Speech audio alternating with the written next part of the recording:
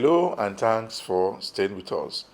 The Controller General of Customs has urged the newly promoted officers to work to make sure that the Customs Service continues to generate more revenue for the country. Also on Customs report, Controller speaks more on the number of issues that affected customs formations in the country. Plus, more report. I am Egiseme Etienne. Stay tuned. The Nigerian Customs Service has urged the newly promoted officers to equip themselves with necessary skills for effective service delivery. I want to sincerely thank all of you for making it to this launch fixed on a red letter day. Let me therefore wish all of us happy Valentine today. And in the word of the MC, I want to love all of you in the way of the Lord.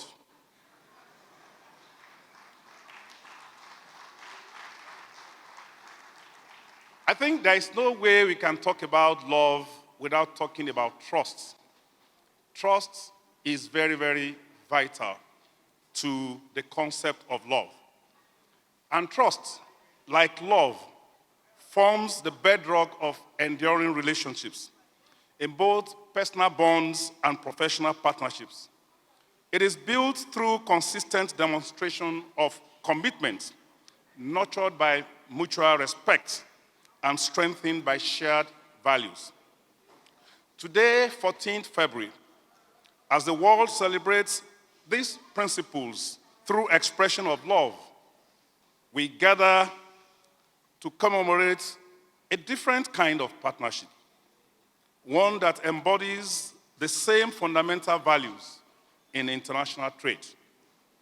Distinguished ladies and gentlemen, I want to welcome you once again to Lagos Continental Hotel, a venue of significant importance to the Nigeria Customs Service. It was right in this same hall in 2023 that we successfully reinstated the Controller General's Conference following a gap of 8 years. That event spearheaded the restoration of strategic engagement with all our stakeholders. And thereby, we started to foster relationships that is built on trust, on commitment, on partnership, and recognition. While today's date, February 14, 2025, coincides with Valentine's Day, as experienced by the touches of red in our attires, symbolizing the expression of goodwill, our gathering serves a distinct purpose. And I must actually,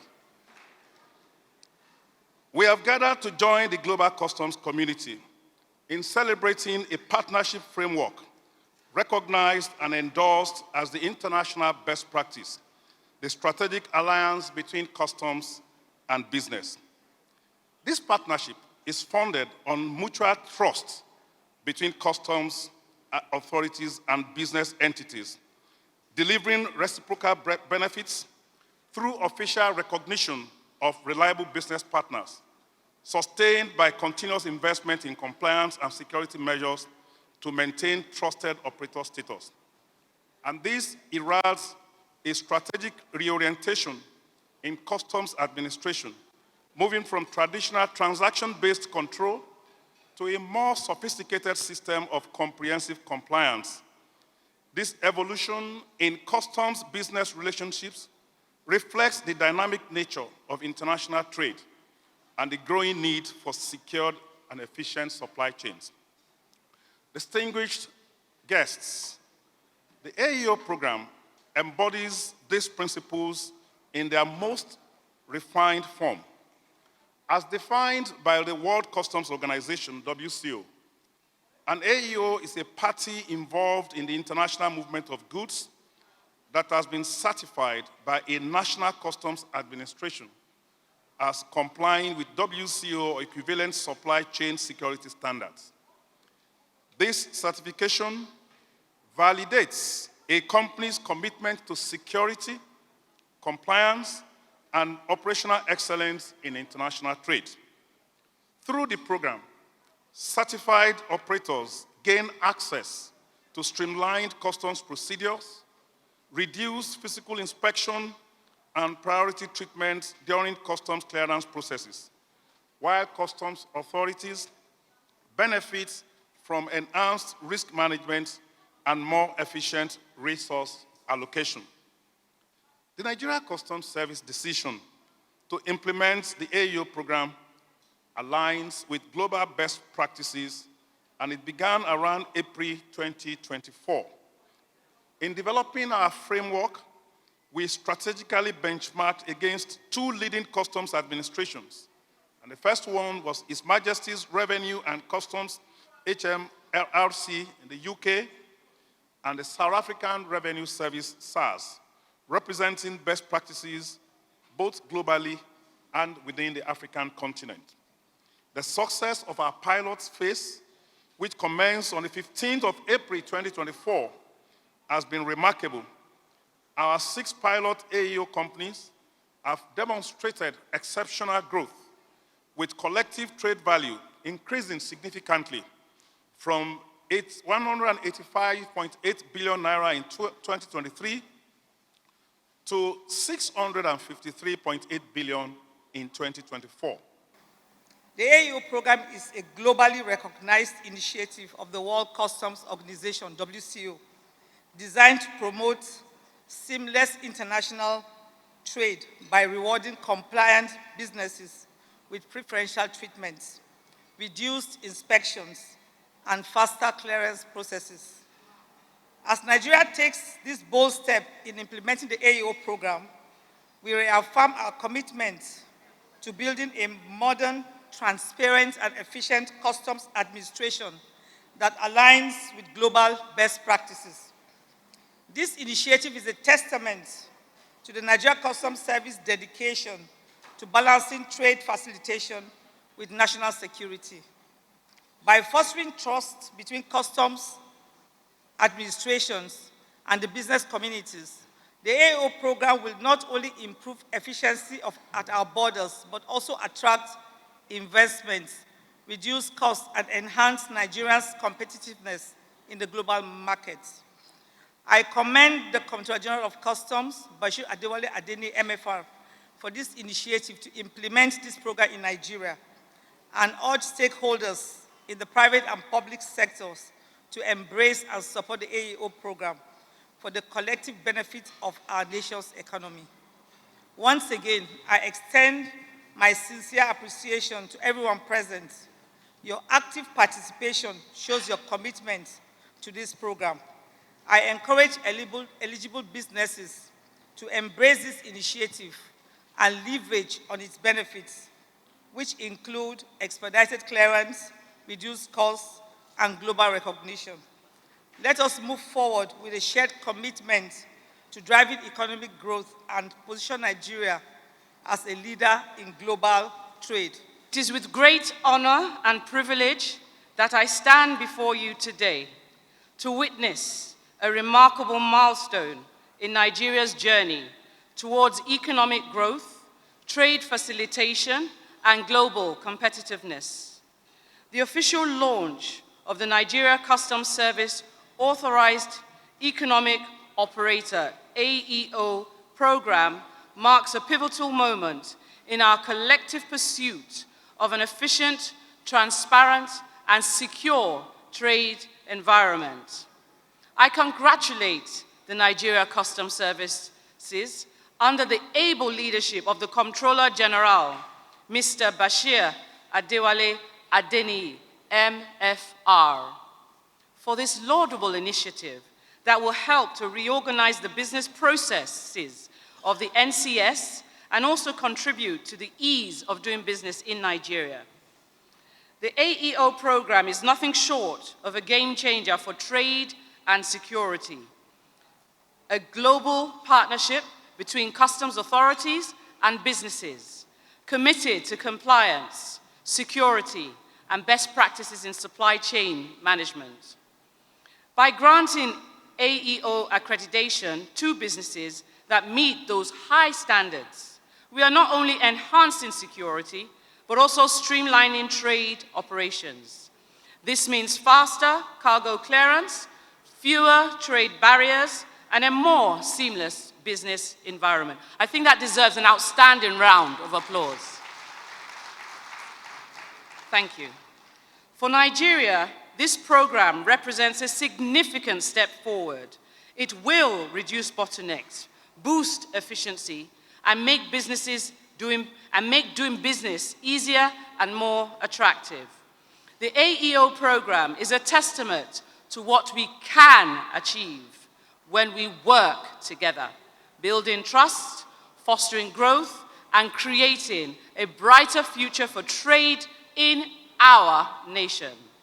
Ladies and gentlemen, as we integrate into the global trade ecosystem, the AEO program, it stands as a pivotal initiative that will not only boost our national revenue, but also solidify Nigeria's position as the preferred trade hub in West Africa. By creating a more predictable, efficient, and secure trading environment, this program will attract both local and foreign investors, driving economic diversification and sustainable growth. Lagos State, as Nigeria's commercial and maritime heartbeat, is fully committed to the successful implementation of the AEO program. We have made significant contributions to this initiative through infrastructure development, policy support, enhanced security and trade facilitation, digitization and smart trade initiatives, investments in logistics and export promotion, and by facilitating access to global markets. Just this week, Lagos State held their first Lagos State Industrial Policy 2025 to 2030 consultative assembly and validation. And that workshop ensured that we brought and converged all key stakeholders to really focus on the strength of the draft policy that the Ministry of Commerce, Cooperatives, Trade and Investment had drafted to ensure that we had covered export competitiveness, ease of doing business, infrastructural development, sustainability, and most importantly, inclusivity. These efforts underscore our efforts and dedication to fostering a thriving trade ecosystem. So to all stakeholders, I urge you to embrace this initiative wholeheartedly. The benefits are clear: faster customs clearance, reduced operational costs, priority treatment, and increased global recognition. Your collaboration with the government and the Nigerian Customs Service is critical to the success of this program. Together, we can unlock its full potential. As a government, we in Lagos State remain steadfast in our commitment to providing the necessary support and infrastructure for the seamless implementation of the AEO program. We will continue to work closely with all relevant parties and stakeholders to create a conducive environment for trade and investment. We firmly believe that economic prosperity is best achieved through strong partnerships between the public and private sectors. I commend once again the Nigerian Customs Service for their unwavering dedication to modernizing customs procedures and aligning Nigeria with international best practices. It is my honor and a profound privilege to join the official launch of Nigeria Customs Service AEO program. Allow me to begin by extending my deepest gratitude to the Controller General, Mr. Bashir Adewale Adeniyi, and also the complete management team of NCS. We are humbled by your trust in selecting Huawei Nigeria as one of the pilot companies to receive the prestigious AEO qualification. Huawei started our operation in Nigeria since 1999. In the past 25 years, compliance was always the fundamental cornerstone of our business operation. We adhere strictly to Nigerian trade regulations, especially the customs compliance. To this end, we have invested in cutting-edge IT systems, implemented standard operating procedures, and conducted extensive employee training, all to ensure seamless alignment with the highest standards of regulations in Nigeria. The AEO program marks a transformative milestone, underscoring NCS dedication to openness, transparency, and ease of trading. This initiative will undoubtedly unlock immense benefits for enterprises and boost the economy. Huawei will continue in making more contribution to the AEO development under the leadership of NCS, as well as bringing more value to the digital transformation. Beyond our existing training center, logistics center, we recently built a brand new state-of-art innovation center in our office in Lagos, which shows Huawei's latest advancement in ICT, and we warmly invite you to bypass and witness those innovations. How can they further contribute to the acceleration of digital transformation? I'm really proud about what is happening in terms of the transformation that has been taking place over the last few years. One thing that we have constantly emphasized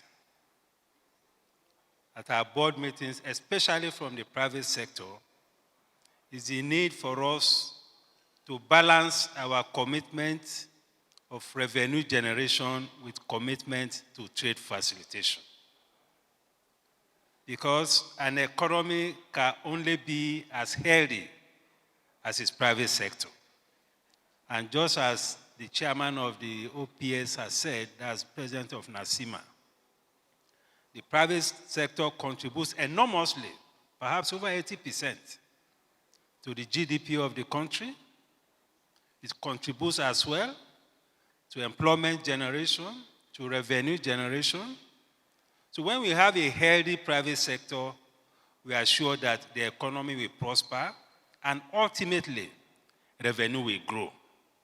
And I'm happy that the CG and his team, and of course the finance minister, are really committed to the issues of trade facilitation. So please, can we appreciate the CG on this? We have seen the efforts of the authorized economic operator. We have seen the efforts around the Times release study. We have seen the efforts around the single window. So all of these are efforts to ensure that we create an enabling environment for business.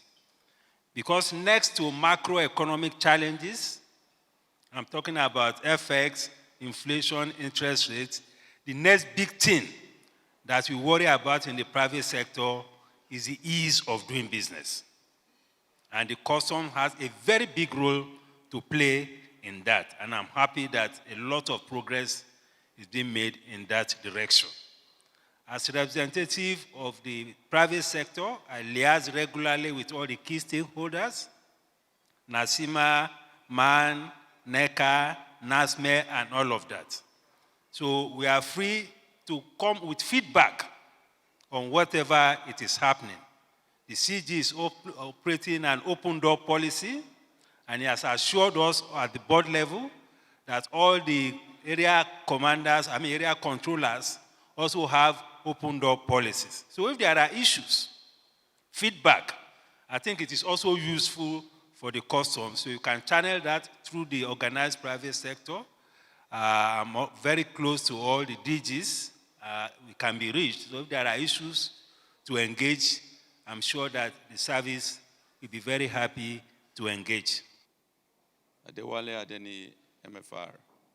I don't know if you sleep at all. Since becoming the CG of Customs, he has championed so many innovations that have improved the sector. And I'm wondering if this is about the last thing that he has to do, but I know that as he's sitting there, there's something cooking up in his head. You may be shocked that in the next few months you will come to launch another program. And so many of these innovations are improving the sector. I know that Mr. President must be very happy with you over what you're doing. Because for the first time, we have a president who is focused on the economy, on improving the economy and diversifying the economy from the oil dominance to the non-oil sector. And all of these initiatives are geared towards improving the sector. Today, we talk about cargo leaving our shores, not because of cost alone, but because of some inefficiencies in the sector that have all contributed in slowing down the business of our sector. This initiative and many more are helping to shape this sector and bring the efficiencies that we require for it to move faster. So we congratulate you, my brother. Let's put our hands together for him, for this wonderful gentleman. And together with your team, you are doing so marvelously well. But we keep encouraging you to do more, because we need to do more to refocus our economy to the right direction. I want to thank all the partners that have worked together, the British High Commission, for the initiative, the support, and everything. I want to thank every other partner who is here this evening to celebrate this great achievement. The customs management has continued to implement policies that will encourage development in aviation and private sector in the country. Highly elated, very good turnout of stakeholders. There is a lot of belief in what we are doing. We're doing it on Valentine's Day. Valentine is about love. Love is about trust. And once there is trust, there would be a higher level of compliance. And that's what we need in international trade. So we're happy. We started with 6 pilots. There was a proof of concept because there was very remarkable improvements in all the numbers, the turnover of the companies, the revenue for us, and all of that, including the voluntary disclosure that we talked about. A company operating in Nigeria voluntarily doing self-audit and telling us in customs that, look, there is an underpayment in the declaration that they have made. So this is very, very remarkable for us. And we can tell you that Nigerian trade, Nigerian revenue will be the ultimate beneficiary of this in the long run. Area controllers in various commands in the country have started to generate more revenue as applicable and approved by the management of Nigerian Customs Service on a monthly basis. This is that the Nigerian Customs Service will also surpass their target come 2025. Newly promoted deputy controllers and assistant controllers to patronize transparency and total accountability for the government. Particularly delighted to collaborate with the Independent Corrupt Practices and Other Related Offences Commission on this very vital initiative.